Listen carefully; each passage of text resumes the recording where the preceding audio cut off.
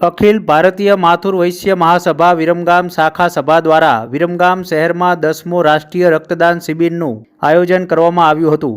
વિરમગામ શહેરના railway station પાસે આવેલા માથુર વૈશ્ય ભવન શ્રી રામજી મંદિર ખાતે અખિલ ભારતીય માથુર વૈશ્ય મહાસભા ગુજરાત મંડળીય પરિષદના નેજા હેઠળ વિરમગામ શાખા સભા દ્વારા આયોજિત 10મો રાષ્ટ્રીય રક્તદાન શિબિરનું આયોજન કરવામાં આવ્યું હતું, જેમાં સમાજના વિવિધ લોકોએ સ્વૈચ્છિક રક્તદાન કર્યું હતું.